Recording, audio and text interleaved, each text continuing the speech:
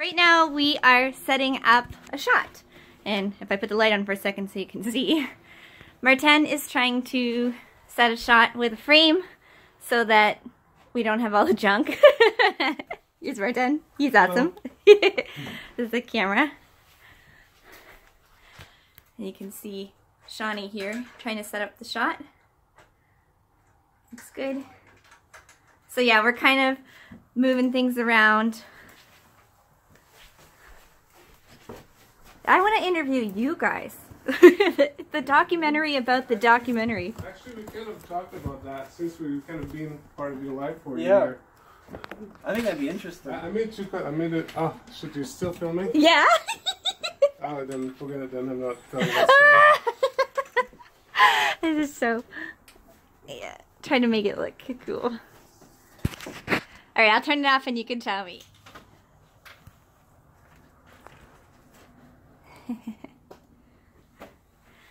It's really weird to it's always like nerve-wracking when you guys film in our apartment because You want our light too? no, he's No, I think this is good. I mean, I'll just. Do you want to go back to your position? Come close to me.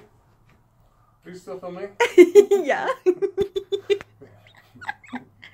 Inquiring minds want to know. Trump ramps this time, okay? No deal. You have to keep it light, family friendly. No freaking out. Put you in the brig. This is what happens when you play too many pirate games. Nuh-uh. And more this way a little bit. Okay. I should put a mark on the carpet. So Yeah, that's pretty good. Yeah, because you're not exactly. Yeah, too much. Sorry, split difference. It's something like that. I'm looking right here.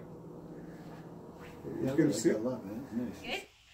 So this is Mr. Kevin Kincaid. Hey. Yeah, and everyone has been asking me time and time again to talk to Kevin for our vlog. How tall is he? That's the question. Isn't it?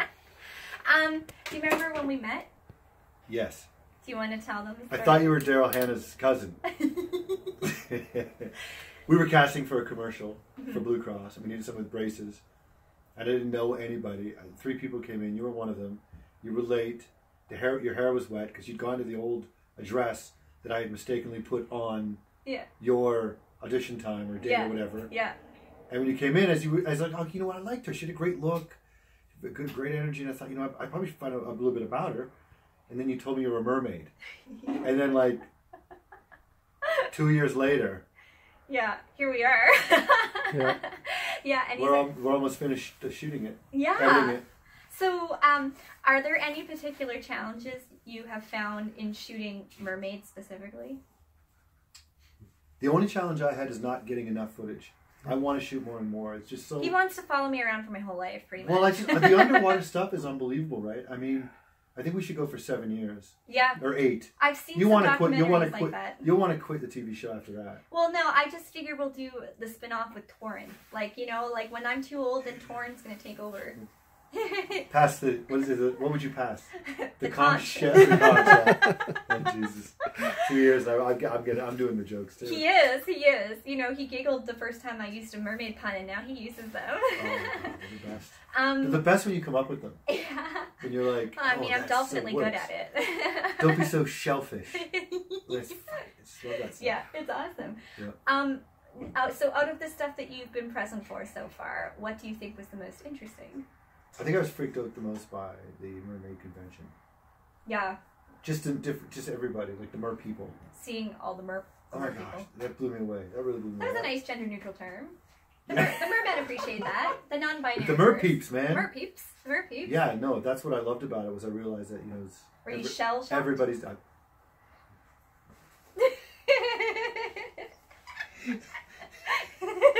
This has been our life. See, I feel like I should have a pun to come back to that. Yeah. So this is where I failed being witty enough to, you know, yeah, I was shell-shocked. Yeah, it's amazing to see, you know, how many people are into it and how they're into it and how they act and how they behave and their tales they have and, you know, yeah, it's wild. Yeah. The families that were there. Right? You know. It was a big family thing for a lot of people. Yeah. Like, kids, grandparents. even I get surprised, and I do this for a living. It's such a bizarre spot. Yeah, I know. North Carolina. North Carolina, Greensboro, like, you know. Yeah, yeah. On the weekend of the president's inauguration. Well, Martin Noel, who hopefully you'll talk to in a second, and I were sitting there. I was eating grits. He was eating waffles. This is North Carolina. Watching Trump over our shoulders become inaugurated while we're like 25 kilometers away from the KKK. Yeah. And we've got like 400 to 500 mer people. Yeah. In a convention. Like, it was quite possibly the most surrealist moment I've had in a while. It's pretty sad. I've done some crazy things. Yeah. That was like, okay, people, I'd like you to beat this one. Yeah, yeah. You know what I mean? Totally. So I know what I am getting out of this and what I want to get out of it. What is your goal to get out of spending all this time with us in this documentary? Well, I mean, I'm putting you in the hot seat. No, it's a good question. I've been thinking about that a lot, and like, how I'm trying to get that into the doc without me saying anything. But I really want to say something bad at the beginning, like, "Hi, I'm Kevin. I was having a really shitty time. I just broke up with my wife. I was feeling kind of depressed. I was kind of lost. I didn't know what to do for work, and I was just not. I wasn't happy, and I had a couple of things happen to me in December before I went to Florida, and meeting you was one of them. And when I was down in Florida, I saw mermaid things everywhere, and people were. It was a sign. Yeah, well, and people that were around were talking about mermaids and how they had that as kids. They had that dream of pretending they were mermaids and swimming. Mm. And I was just like, fuck, I'm just so goddamn depressed with shit. And I want to do something fun. Like, okay, this is one thing I want to do. I'd like to shoot a mermaid doc. And there was a couple of things I want to do that I'm doing. But the mermaid doc was the fun thing. And then when I came home to Halifax, I asked you to come meet with me. And as you and I were meeting at Starbucks, the Mermaid Siren coffee place, the guy who I was thinking about, the only way I'd ever shoot this, when I was down in Florida the whole time, was the only way I'd ever shoot this is if Martin Noel would do it. He's over there smiling. You can't see him, but he's smiling. The only way that I would do this is if I had Martin. And how am I going to ask him? Because it's going to be so much time. I don't have the money. I know we're not going to get funded till, the 25th hour or something, once we're all done shooting it. And Martin walks into the coffee shop. And we had just worked with Martin on the Titanically music video, which is up for Music Video of the Year because Martin's amazing. Yeah. I feel like he needs to rise up here. Well, I mean, he's just going to have to get used to it because they're going to get all the awards when you guys see this. Yeah. We're I'll definitely thank Martin when I'm up there. Yeah, definitely. Okay, Martin, you need to come over now. No. Get in there, Martin. Get in there, Martin. Get in there. I don't look good on camera. You don't, but go anyway. That's what we love. Ugly people. It's a documentary. We need ugly people. It's a documentary about the documentary. This is Martin. Turn the high-powered microscope on you, Dr. Noel. So, what made you decide to accept Kevin's offer to do this? I mean, I was just getting coffee and they say, you want to make a documentary about Mermaid? And I was like, yeah. No, I mean, like Kevin said, it was kind of like so many coincidences that make it happen. Like me getting that coffee, you talking about making the documentary and stuff like that. And then, like, a couple of weeks before that, we shot the music video, and we never knew each other before. By the way, let me tell you, it was so intense, and I felt for Martin with no understanding, really, of how hard it is to do anything like that underwater. And every couple seconds, I'd look over, and Martin would be spinning with the camera, trying to get into frame. Yeah, I mean, the problem was, it was hard to understand what he was saying, because I had my head on the water, and I couldn't hear anything, and then, like, when I was trying to hear direction, there was already time to shoot, so that was the main, like, challenge. Yeah, it's tricky, it's tricky.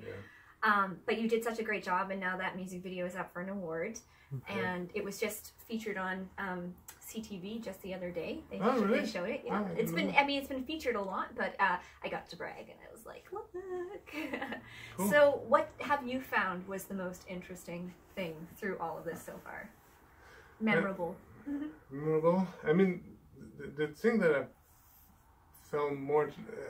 Let me rephrase that. Like the most interesting about it, I think, is the sense of community. There's really like a strong community of mermaid out there, and I had like absolutely no idea of that before that. Like before, like the music video, I didn't even know like you guys existed really, and then all of a sudden I just get like immersed in that because I get a cup of coffee. Emerged. Because I got A cup of Starbucks coffee. Damn you, Starbucks! That is like You the ruined my title- last year and a That half. is like the title of your autobiography, because I got a cup of coffee. Yeah. It is kind of the way that it happened, really. You know, it's kind of funny. Are there any particular challenges you found with trying to, from the videographer standpoint, shoot this?